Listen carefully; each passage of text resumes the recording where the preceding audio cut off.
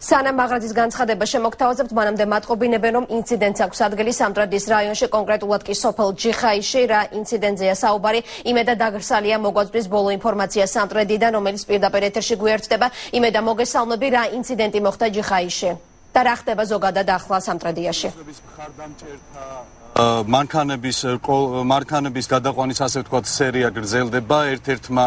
ერთ-ერთ მსგავს ფაქტს რამდენიმე წუთის წინ ჰქონდა ადგილი სოფელ დიჯიხაიში. ინციდენტი რამდენიმე წუთის წინ მოხდა 2 დღის განმავლობაში. დიჯიხაიშის პოლიციის უფროსი სპარტაკ მარშანია ქართული ოცნების მხარდამჭერ ირაკლი ვაშალიძეს ემუქრებოდა, რომ მას კუთვნილ ავტომანქანას დაუწვავდა. დღეს დილით კი მისი ავტომანქანა საჯარიმოზე გადაყვანა გადაწყვიტა პოლიციამ, რასაც სოფლის მცხოვრებლების მხრიდან მწვავე რეაქცია მოყვა.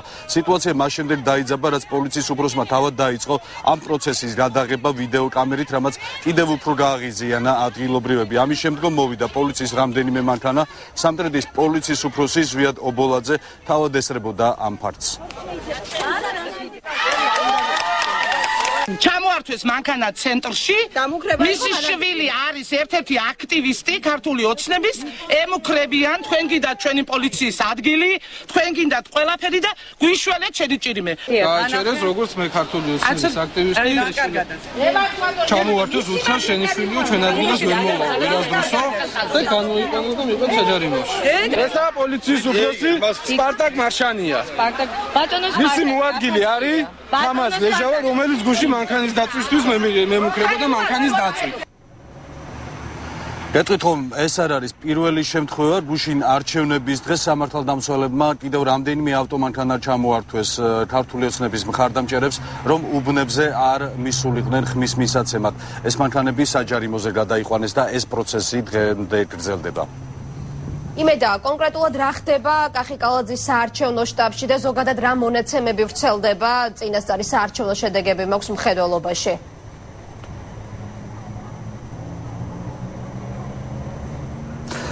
ჯერჯერობით დაზუსტებული ინფორმაცია არ არის, თუმცა კახიკალაძე ფაქტიურად მოგებულია. ჩვენ უახლოეს რამდენიმე წუთში შემოვთავაზებთ ბოლო ინფორმაცია სამტრედიდან კახიკალაძის მონაცემებთან დაკავშირებით.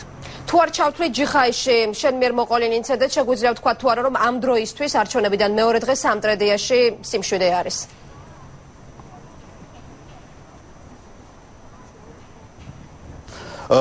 გარეგნულად სიმშვიდე შეინიშნება, თუმცა როგორც ადგილობრივები ამბობენ, ჩვენ სხვადასხვა სოფლებში ვიყავით, ხვდებით მოსახლეობას და ადგილობრივები ამბობენ, რომ არჩევნების მეორე დღესაც კი პოლიცია მათზე ზეწოლას ახდენს სხვადასხვა ფორმით. გმადლობთ იმედა, ბუნებრივია ჩვენ ისევ დაგიბრუნდებით მომდევნო საინფორმაციო გამოშვებებში. ეს იყო პირდაპირ ჩართვა სამტრედიდან.